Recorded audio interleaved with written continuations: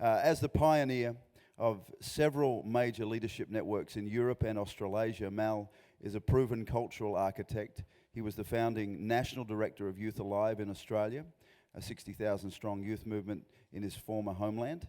And today, based in London, Mal Fletcher advises strategic, civic, business and other leaders in many countries, helping them to build innovation, breakthrough cultures where inventiveness and courage are the norm. So I would love it if we could give him a warm welcome as he comes to share this morning. Thank you.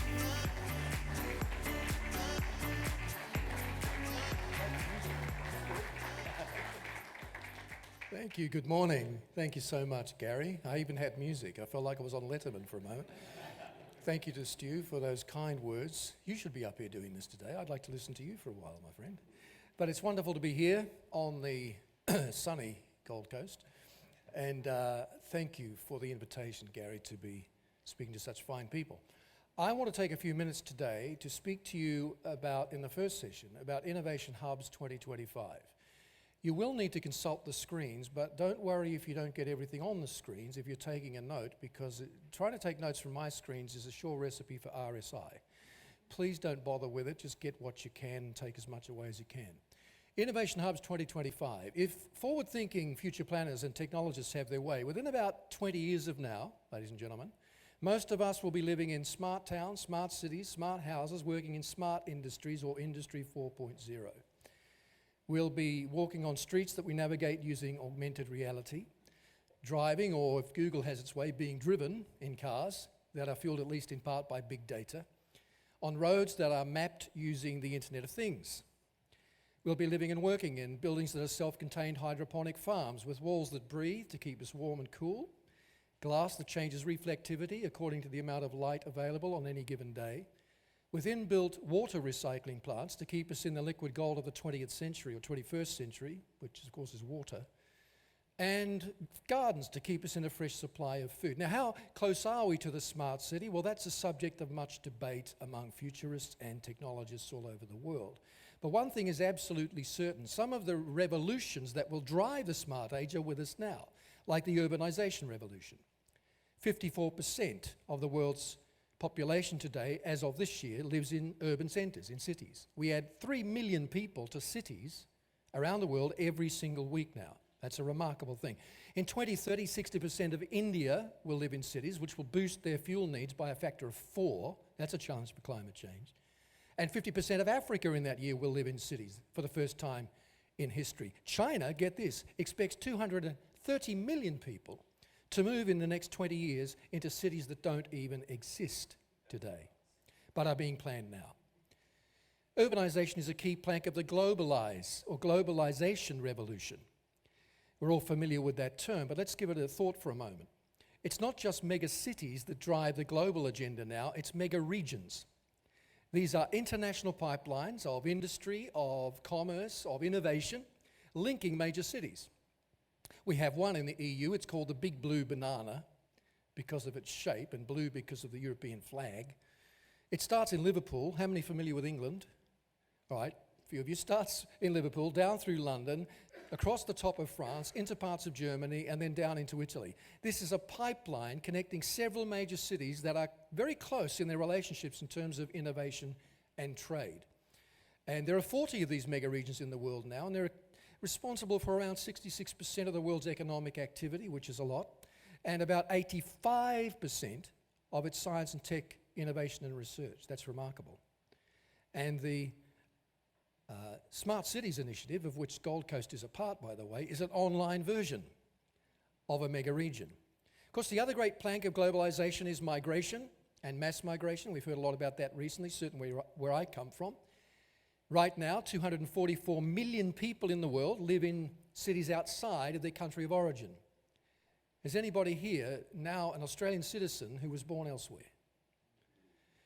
Most of the world's migrants, like me, my wife and I moved in 2004 to Copenhagen, Denmark for our work across Europe, and then from there to the UK. I have twice been an economic migrant. I know a lot of the challenges that go with that. It's a costly process in many ways. But there are great benefits to migration if you're an economic migrant. However, so many more people today are becoming refugees and asylum seekers, which is not surprising. when you consider that 80% of the world's wealth is still controlled by just 8% of its population. And in the age of smartphones and Instagram and Snapchat, it's not hard for someone in a developing country to see life on our side of the tracks and say, I'd like a piece of that action. Thank you very much. And we need migration. We need migration because without it, in countries like Australia, we can't keep our GDP. We can't keep our standard of living. Our fertility rates, our birth rates are just not matching up to the replacement rate that's necessary. I mean, theoretically, the replacement rate of any population is 2.1 children for every woman. Makes sense? 2 people to replace mum and dad when they go. The 0.1 is just to make up for infant mortality rates. Globally, the base rate is 2.33 because the developing world has such high child mortality rates. 2.33 is the base. Europe is 1.5 birth rate. Australia in 2014 was 1.86, well below the necessary replacement rate. Spain, 1.27. Every generation of Spaniards is 40% smaller than the one that went before. The Italian president earlier this year put out a statement in which he gave a figure, a date, by which Italy, if it doesn't get its act together and start producing more children, will die out. That's remarkable, especially in a country as well known for producing children as Italy. So we need migration, but of course it has to be well managed, and there's much debate in your media and press about that too. Otherwise, we're inviting people into a system that can't be sustained. How many are familiar with the term globalization 2 or 2.0? It's simply reverse globalization, and it's growing now. Over the last 10 years, it has grown notably. That is, the countries to which we were once outsourcing are now outsourcing to us. Have you noticed? India is outsourcing to us. China is outsourcing to us. The BRICS nations, Brazil, Russia, India, China, South Africa, are outsourcing back to the once called developed world. And with globalization comes some major social challenges. And we'll come to how this affects a business in just a few moments. I need to paint this picture. But if you're a civic leader today, you're very familiar with this. Social cohesion is one of the big issues we face today politically. How do we get people in a multicultural, multi-ethnic, multi-heritage society to feel like they're all singing from the same hymn sheet? They're all part of the one essential narrative. And a part of the challenge of cohesion is the technology gaps that are opening up. 41% of the world now uses the internet. How many think that's remarkable? You think about it. 30 years ago, we didn't have a publicly accessible internet. 1989 was the first time we had anything like a publicly accessible thing through the World Wide Web, Sir Tim Berners-Lee. But it still means, of course, 59% don't get access to the privileges and opportunities that we have with the internet. 50% of the world will have a smartphone by 2025, says the UN. Great. We got our first smartphones in 2007. Incredible. But 50% won't have access to the opportunities. So we have groups like Stop the Cyborgs, founded in London a couple of years ago at the advent of Google Glass, which has since gone the way of the dinosaur. But Stop the Cyborgs was set up because it saw a great injustice in the fact that middle class or upper middle class people who could afford this high-end piece of tech kit could be walking down the street with all the advantages of augmented reality denied to the rest of the population. And they were simply calling as a protest group for a balancing of that inequality. So there are many challenges with globalization. The other major revolution of our time is the automation revolution. 15 years ago, Sony could not get a robot to walk. Check out YouTube, you'll see it's true. Today, they can run, they can walk, they can play football, certainly better than I can, and they can greet visiting presidents at trade shows. If you go to a mobile phone store in Tokyo today, the chances are that if the first being you will encounter, being in quotation marks, is a social bot. A robot that has been programmed using technology developed in Cambridge University called Emote, which allows the machine to biometrically read, through muscle movements in your face, your emotions, and then respond in kind. In Japan now, most care homes for the aged are operating largely with these sorts of social bots. And 90% of clients recently in a survey said, you know what, I prefer the robot carer to the human variety. The EU Parliament now has gone as far this year as saying we want to institute electronic personhood. We want to have rights for machines, for robotic machines. Why? We want to be able to treat robots in certain legal cases as individual entities in the same way that in some parts of the world companies are treated as legal entities in certain cases. The US Navy is debating whether robots can be taught not only to think, we know they can, I'll come to that in a moment, but to think morally, to think ethically. Just the fact that we're asking that question gives you some sense of how big this revolution is. NVIDIA, the chip company. How many have heard of NVIDIA? Oh, great. I said that yesterday in a big crowd, and like 4 people put their hands up. I thought, what am I doing here? You're the right people to be speaking to. NVIDIA last year launched its first driverless car. Now, there's nothing very remarkable about driverless cars. Everybody's doing it, right?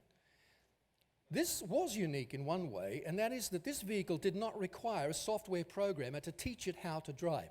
This car, this machine, learned to drive the car by watching a human being do it. This is an extreme example of what we call machine learning. Because computers now, like IBM's magnificent Watson, which is actually a network of mainframe computers, can analyze so much data and through analyzing discover patterns and compare statistical information, they are able essentially to improve their own programming, which means machines are in a sense learning. This, NVIDIA's car, is an extreme example of machine learning. It's called deep learning. Why deep learning? Because technologists don't know how it works, which of course makes it difficult for them to reproduce it or to fix it if there's a problem in the machine's behavior.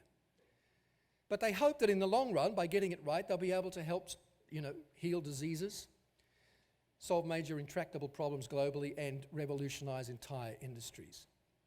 And then we have Industry 4.0 driven by automation. And this may not be a big area of discussion in Australia yet, I'm not sure, but in countries like Germany, it's a very big discussion. I was speaking there about it recently in Berlin. It's basically the end of old-style factories. We have instead small production units spread over the country which are hooked up via the net and largely driven by machines that can diagnose their own problems and fix them. And the human being becomes a manager only. In fact, some wit has said that the factory of the future in its office will have 1 man and 1 dog, and the dog's job will be to bite the man if he touches anything. This is Industry 4.0. And of course it has advantages. It will open up time for us to do other things. It will create opportunities for ideas to be realized more quickly. But it will also create emerging underclasses. And it is said, and it is true, that the biggest problem facing us in the next 15 years where jobs are concerned is not unemployment, it's underemployment. As automation starts to kick in, even in high-end jobs like lawyer, doctor, the only thing machines can't do at the moment really is empathize, because empathy technically requires a shared human experience, and robots don't have that. But we can't be too smug, whatever our occupation, because automation will affect it in some way, to some level, in varying degrees. But in countries like Germany today, highly advanced economies, we have massive new emerging underclasses of highly skilled workers, industrial workers, who are now sitting at home, according to one study recently, drinking more than their fair share of alcohol, watching daytime TV and having no interest in further training. They've just lost interest. These are the underemployed, and we need to get used to using that term and get used to that group of people. Technology will open new jobs. It always does. New technology doesn't just replace jobs, it opens new types of work. But the problem for us is answering the question, are we quick enough to transition between one completely new career and another completely new career? And if anyone's here in civic leadership or especially third sector leadership, let me suggest to you one of the areas we need to be setting out now, 10 years, 15 years in advance, is workshops and so on that can retrain people for transition. Little mini mental health care clinics, maybe within networks of small businesses. When we have an industrial park, why don't we have, some of them are in Europe now, small mental health care clinics to teach people simple things like cognitive behavioral therapy that will get them through the transition period. You still there this morning? All right, we're moving quickly. Now that's where we are now, but let's talk about where we're going right in the near future, because we're about to approach, in the next 5 years, the 6th wave of industry-led innovation to hit the world in the last 200 years. The fifth wave we're in the middle of now. How many of you have a digital phone? It's the digital economy, the digital revolution, and while a lot has changed since 1989 when Tim Berners-Lee started messing around connecting remote documents on computers using hypertext protocol, we're still only halfway through the digital revolution. We could talk all morning just about where the digital revolution is going next. But we are now, within the next 5 to 8 years, emerging into the sixth great wave of industry-led, not politically led, industry-led innovation to hit the world in the last 200 years. And it will focus on two things. And at least one of these is already of great interest to your region. Alternative fuels and the health and life sciences. These are the two major foci of the next wave of innovation globally, which we believe will really hit its straps in about 5 to 8 years from now. Of course, these things are in the debate at the moment, but the real wave of change is about to come. Let's look at one of those, the alternative fuels. Every year at the moment, because of climate change, and the debate is what causes climate change, but very few people, there are a minority who believe it doesn't occur at all, 6% of the Earth's fresh water is lost every year, simply as a result of climate change, whatever the cause. But even without climate change, my friends, we must find new ways to generate fuel and power because we're using more power than ever. I mean, in Britain today, internet use alone accounts for 8% of our power grid. That's the equivalent of 3 nuclear power stations every year just so I can use the internet. Now, if we continue at that rate and don't find new power sources, by 2035, if not sooner, we'll be using 100% of the current power output in the UK just on the internet. So we must find alternatives, and there are some good, encouraging signs. There are Tesla batteries now that will help you store solar and wind like you couldn't do before in business. There are things like bio batteries that charge up through the electrolytes in your bloodstream. They're not consumer viable yet, but the technology's there. There are zinc air batteries that charge up just through contact with the air. I'm looking forward to that with my phone. I'm so tired of looking through my bag for all the chargers, one for the tablet, one for the phone, one for the Vio, one for me. I mean, there's just too many chargers out there. Thermal energy, how many have heard of hot rocks? Yeah, hot rocks, taking the energy under our feet and recycling it, the molten materials under our feet. Do you know, on the nuclear side, there's enough uranium and seawater, in theory, to power the Earth for 5 million years. It's just that we haven't found out yet how to extract it properly or manage it well. There's the benefit of carbon extraction, familiar with that? Sucking carbon out of the atmosphere, recycling it as fuel. Probably the ultimate form of power recycling. So there are encouraging signs. The other one is the health and life sciences, and this is important to you for reasons we'll come to in a moment. In 2015, my friends, for every year we were investing in medical research, we were adding 0.2 of a year to life expectancy. Think about that. For every year we add 0.2 of a year globally to life expectancy. That means if we continue at that rate, by 2025 or 2030, we might be, barring any unforeseen plague, which can always occur, it's a wild card event, unlikely but huge in impact when it occurs, we will have 1 year added for every year of life expectancy. That would mean that no country on earth by then would have a life expectancy under 50, and the 10% of the world will be aged over 60. That has never happened before. We have advanced prosthetics now extending life, and holograms being used to design and fit prosthetic devices. We have nanobots. Familiar with nanobots? Microscopic machines built from the atomic level up in a laboratory, which fairly soon now will be used by medicine as an injectable property. They can be injected into the bloodstream to take out and identify cancer cells and bacteria that ride on the back of infections like tetanus. This is remarkable technology. It's like that movie, Inner Space. It's just like that, except there's no people in the spaceship. Right? Nanobots, remarkable. 3D bioprinting. How many have ever used a 3D printer?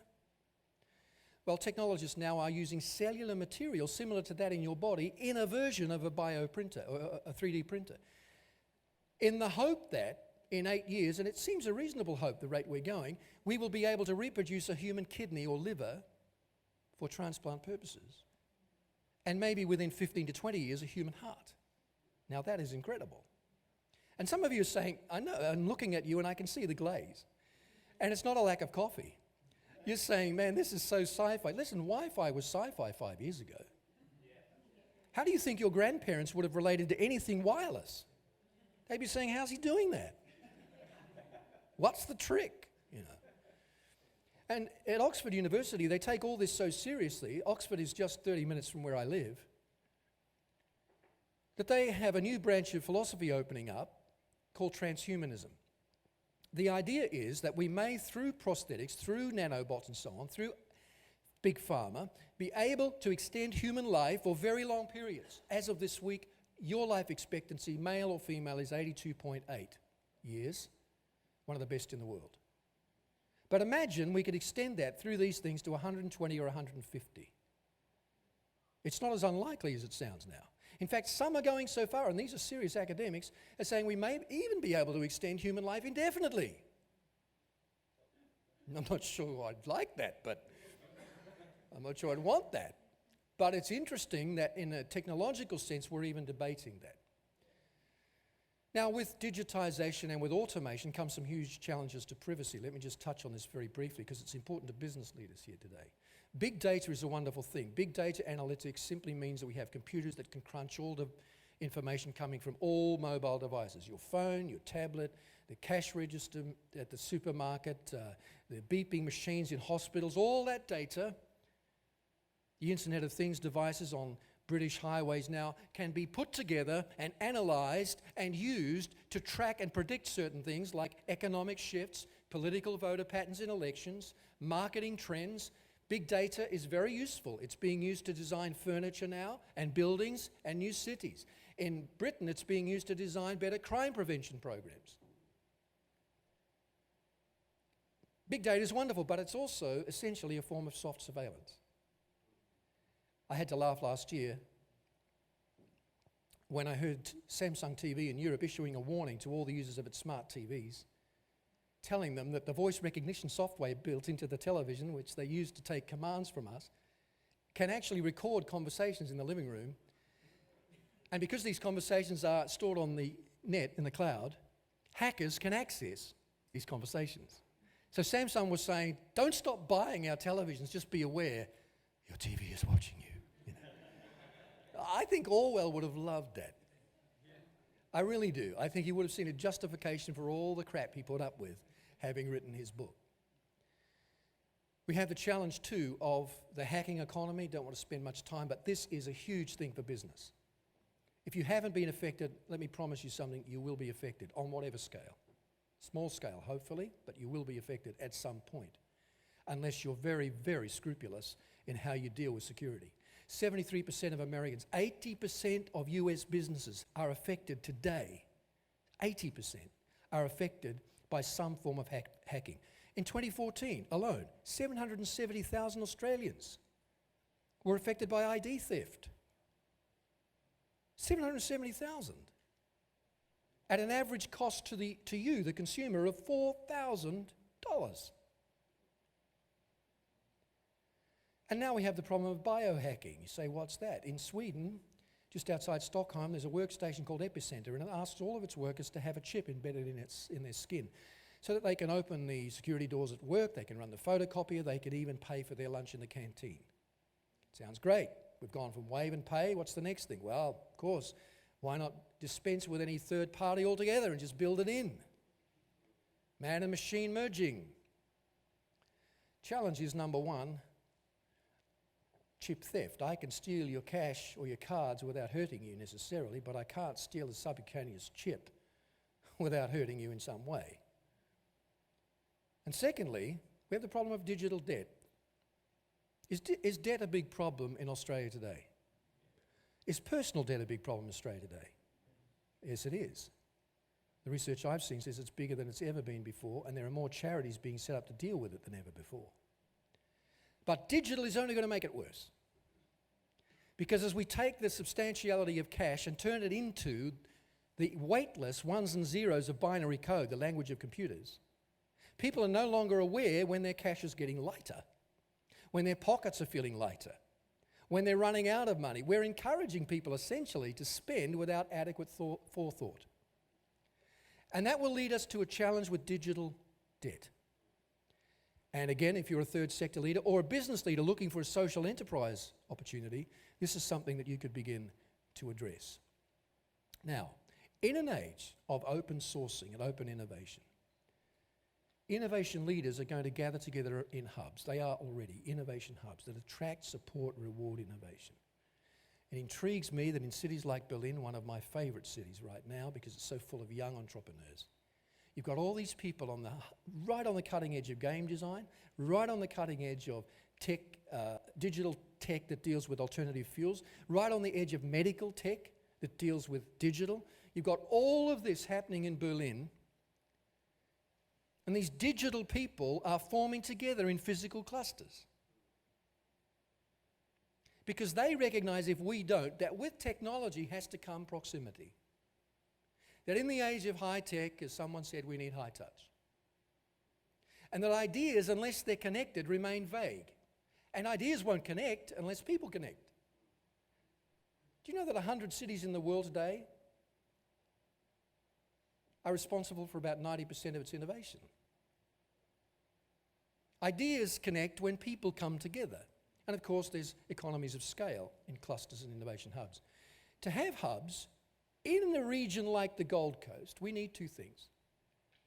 We need internal innovation cultures. This is on the micro level. Your business has to become a mini innovation culture. I'll talk about that in just a second. Pursuing innovation that goes beyond benchmark. Now, benchmarking, everybody does it. Benchmarking is necessary sometimes, but ladies and gentlemen, it is the death of innovation. Because it stops us, it makes us lazy. It stops us looking for exceptions and focuses on norms.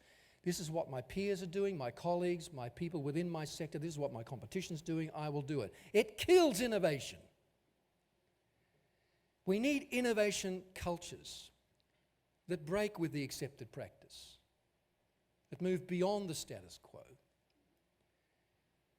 But we also need, for an innovation hub, an external innovation ecosystem. This is public sector infrastructure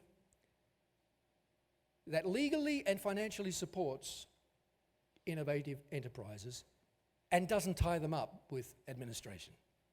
How many business leaders are here today? How many business managers or leaders would say it would be nice to have a little less red tape? My hand is up. This is part of the ecosystem.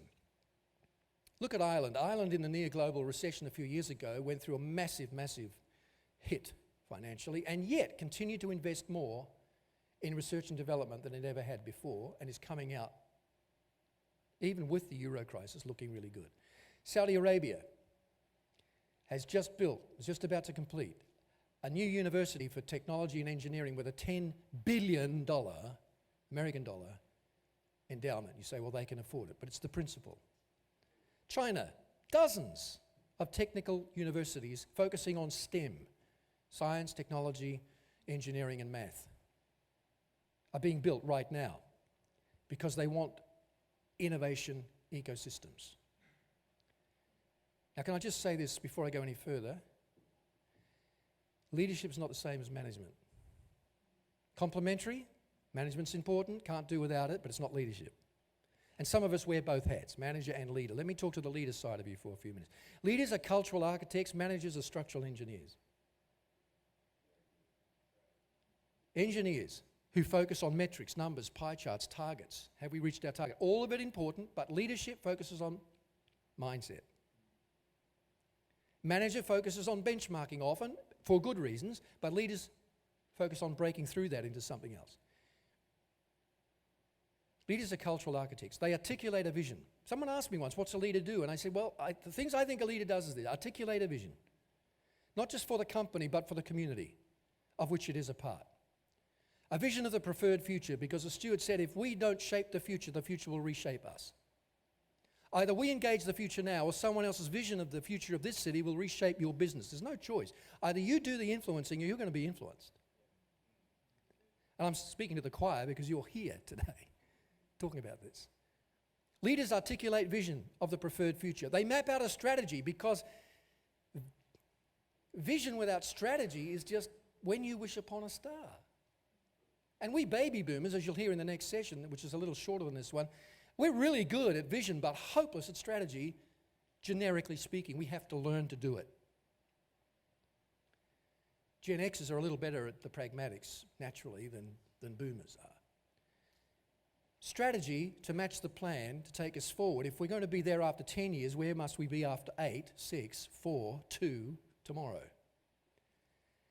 We marshal activity, bringing the right people into the enterprise for that strategy. And in doing all that, vision, strategy, marshalling activity, we create a milieu, as the French say, that allows people to flourish and projects to fly. That's what leaders do. And you know, innovation in itself is a form of leadership, because it creates cultures of creativity in which problem solving is the norm and people are the focus. Even innovation is a form of leadership if it's done properly. Now, we've been studying at 2020 plus hubs around the world for about the last 10 or 12 years. Let me tell you real quickly, and then I'm going to compare these to the Gold Coast very quickly. Seattle, a port historically, in the 40s became the home to Boeing, a key city for aeronautics. In the 80s, kept its innovation ecosystem, switched not just to aeronautics but now to biotech and computer sciences, Microsoft. The 90s went further still and started to become a cluster for green industries. All the way through, Seattle has kept its central mentality, which is we want to support innovation at the top level and at the micro level. Cambridge, 120,000 people, far smaller than the Gold Coast. Silicon Fen is the name of the region. 25% of jobs in Cambridge are part of 900 high-tech companies. That's a lot, even by British standards. It has a ready-made supply of students, trained workforce, but 25% of all UK venture capital goes through that place. 25%.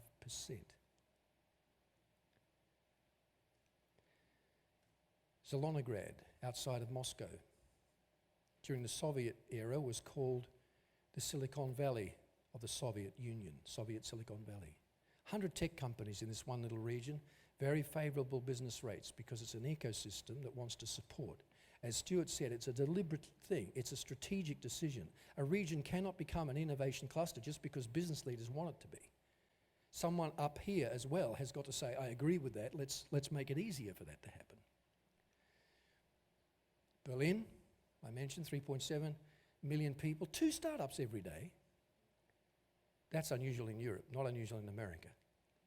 Smart technologies, 80% of all consumer products in Berlin today are internet connected. 80%. Washing machines, microwave ovens, internet connected. The energy sector, the health economy, 250,000 employees in that one economy alone, and it's only a city of 3.7 million. Now, every innovation hub anywhere in the world has certain things going for it. I won't cover them all. Trained workforce. They're retaining people that have been trained in local schools and universities. Focus, a deliberate focus on 1 or 2 areas of innovation. You can't innovate in all areas at once in any region, so you choose, as Seattle did. This is going to be our area, then we'll build on that one, this one. Alliances, universities farming out their research to business then paying the university some of the profit they make as a result. That's never happened before until about 15 years ago. Low overheads in terms of housing and business rates. Funding from the top. Transportation, digital communications. Admin systems that don't get in the way. How does the Gold Coast compare? Well, we've done some research, had some research done. There's a lot more I want to know about this region, but I know that as a trained workforce coming out of 4 universities that you have access to here, particularly in medicine, in nursing, in health sciences, in business, in design, architecture. My background is architecture, creative media, social sciences. Trick, of course, is retaining them, keeping them here, and not letting them drift off to the south or somewhere else. Focus, life sciences, big focus here, especially with things like the Gold Coast Health and Knowledge Precinct. That's just a start, but it's there. Alliances. Overheads. The NAB, National Australia Bank, in Q3 of last year predicted in their residential property survey that this would be a boom place for housing in 2017-18, partly because of the games and increase in tourism, but also because property prices in the south, in the southern states, are getting so high. Now, if we're willing to see that, especially at the civic level, if we're willing to see that as an opportunity strategically to bring in innovative people as part of an overall strategy, this is the time to do it. Transport. You know that wonderful quirky tram system you have? I love it. I was in the hotel on Service Paradise, looked down, and there's the tram. I'm from Melbourne originally years ago, so I like trams. And even though, at the moment, this tram system, I know it caused some ructions here. I know that there were businesses that went bankrupt, but folks, change is costly. I feel for those people, but change is costly. The thing about it is that for an outsider like me, a global traveller, this tram system, which I am told the plan is to go from the airport and interconnect in seamless cross-public transport to Brisbane, eventually, that's the plan, if we have the funding and everything else and the will to do it. This suggests to me that there's a group of people here somewhere that are thinking very creatively about clean transportation, family-friendly transportation, quick transportation, and taking load off the roads. This is a good thing for an innovation hub. All innovation hubs have very good transport infrastructure. They have digital communications. Now, we have a challenge in our country now with the NBN, because the NBN, you know, they won't even tell you what speeds you should be expecting in a given region, which means they're not accountable. They don't want you to know. Why? Because they probably can't provide those speeds. At least in Europe, we have to put up with knowing what speed we should be getting and getting about a 20th of that speed. You don't even have the right to do that. So we've got a way to go. But the signs are there, at least at a federal level, there has been some commitment to developing a national strategy for digital connection. And without digital connection today, we can do almost nothing when it comes to innovation. Let me cover a couple of things before we break. If you're going to provide the internal, let's make it your level now. Let's talk about the big level. Let's talk about your business. In the second session, we'll do more of this as we talk about engaging the next generation and how you do that in an innovative way. You need to be providing in your business today a divergent culture. You know, in America now, we have a bunch of people having right brain meetings at the end of the day. They call them right brain meetings. 4 o'clock today, we're having a right brain meeting. We're going to use the part of the brain we don't use the rest of the day. All day long, we're analysing with one half of the brain. Now we're going to do artistic, creative things with the other half for 1 hour. We're going to brainstorm, right brain meetings. Problem is that ideas don't occur just because you schedule them. And I like to say ideas don't hang out in singles bars.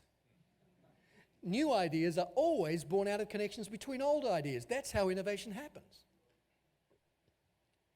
And you begin to create that kind of culture by setting up a broad, what we call in ideas theory, adjacent possible. I was telling some people on the weekend about this with Gary. Imagine that table in front of you is full of post-it notes, and they're all different colours, and on every one of those sticky notes there's a factoid or a short story or something that just means something to you, and they're layer upon layer. If you sat there in a relaxed atmosphere for just a short while, your brain would begin, without you knowing it, to connect those ideas to form new ideas. 2 weeks later, you'd be in the shower and you'd have this amazing epiphany moment where you had this wonderful solution to a previously intractable problem. And you'd think, oh, what did I drink this morning? What was I sniffing on my cereal? Your brain has been doing what it does. It connects old ideas to form new ideas. So you can't just schedule a time for ideas to occur. Throughout history, there have been so many examples of inventors working at the same time without reference to one another and coming up with the same product.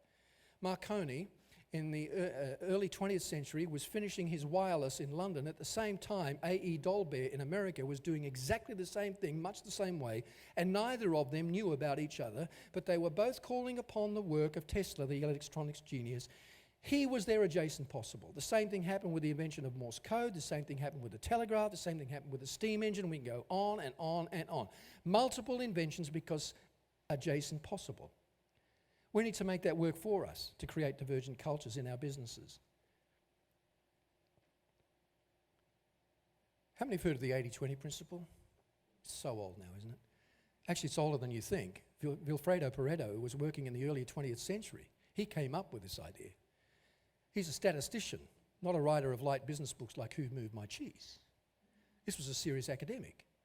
He found that 80% of Italy's land was owned by 20% of its landholders, and then began to notice that the same statistical relationship occurred in different areas of society. So 80% of sales in retail, anybody in retail, come from 20% of customers. It's not a firm figure, it's a rough guide.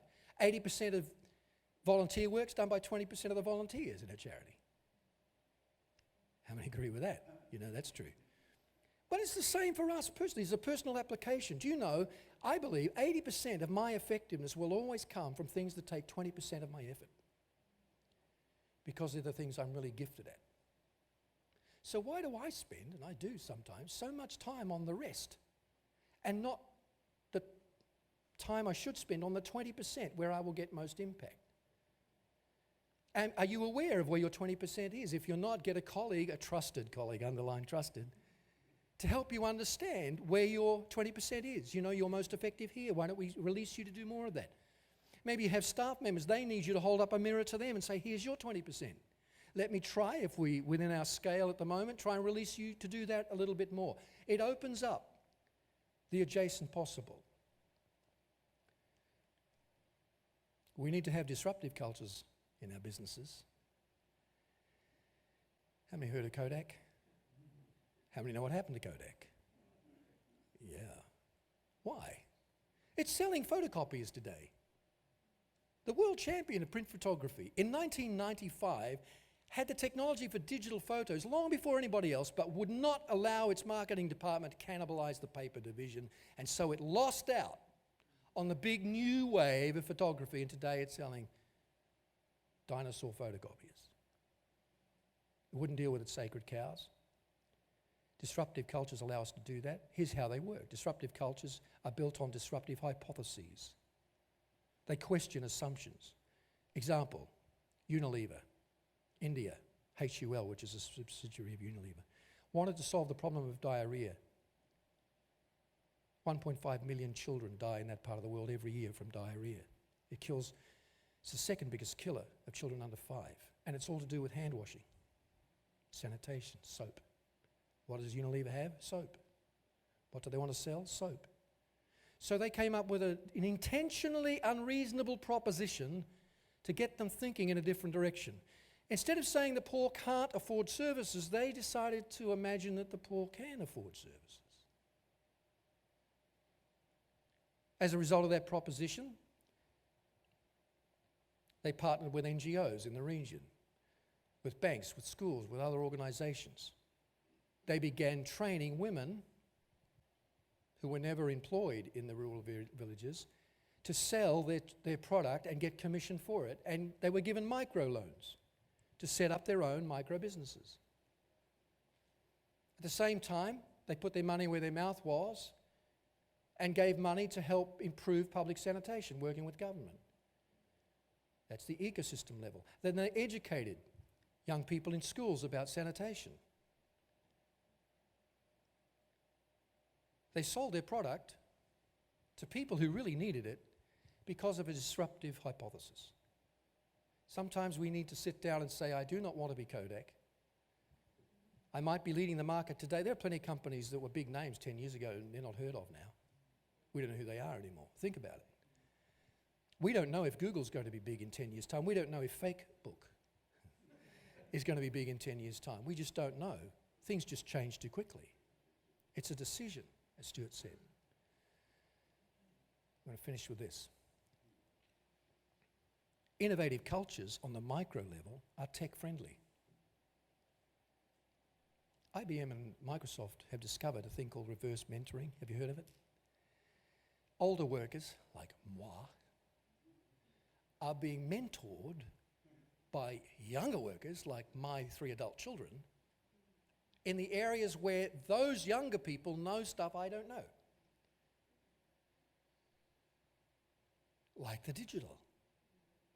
I can't believe how many baby boomers my age don't know how to use digital tech. And it's not like it's difficult. So we need people in the younger end of our team to mentor people at the older end of our team in areas like this, like micro-volunteering. If you're in the third sector, this is very important to you. How many of you have been online recently and had to fill out the little box to prove you're not a robot?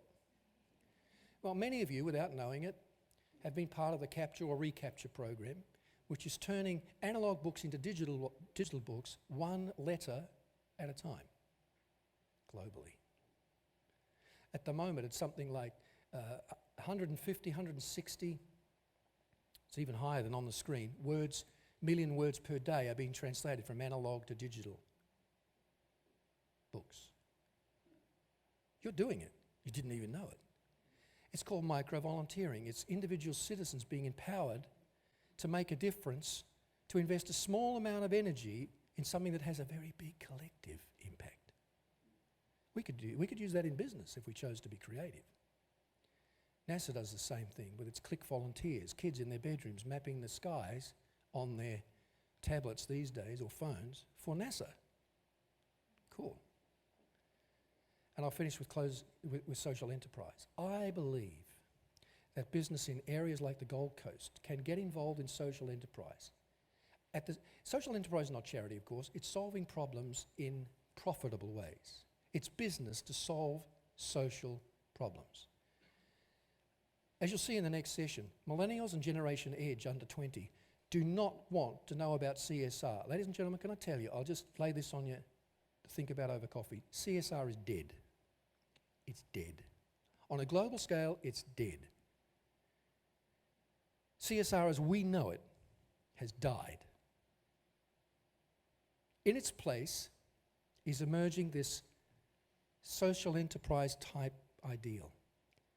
People no longer want to be involved in businesses that put CSR on the edge of their strategy.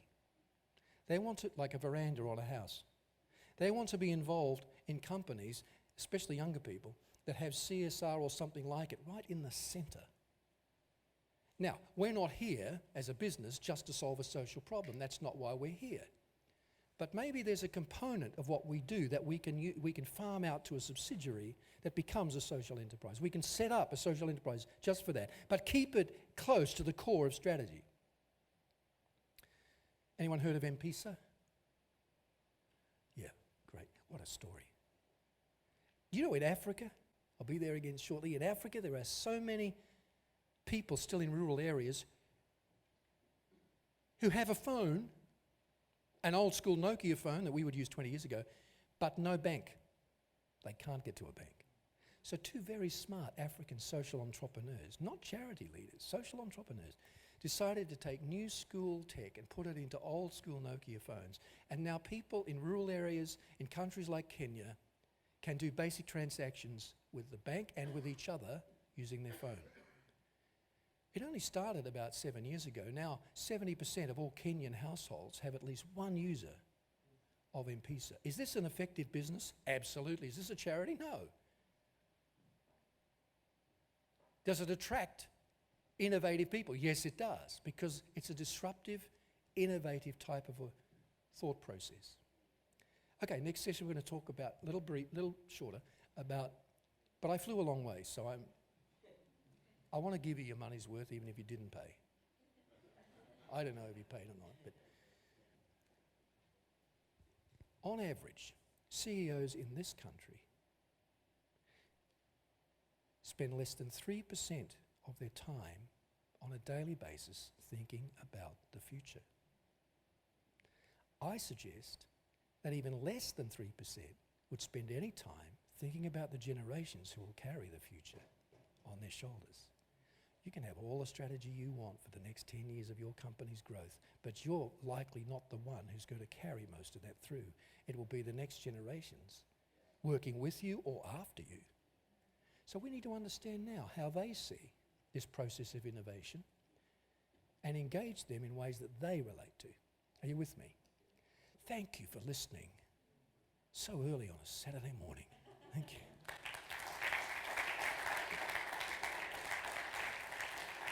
Thanks, Mal. Absolutely fascinating getting the creative juices flowing. But why don't we stand to our feet? We've got a 15-minute break, and there is coffee available downstairs to also get the creative juices flowing. And so if you want to grab a coffee quickly downstairs, you can head down and grab that, and we'll meet back here in 15 minutes. There's bathrooms upstairs and downstairs if you need to use them. Thank you.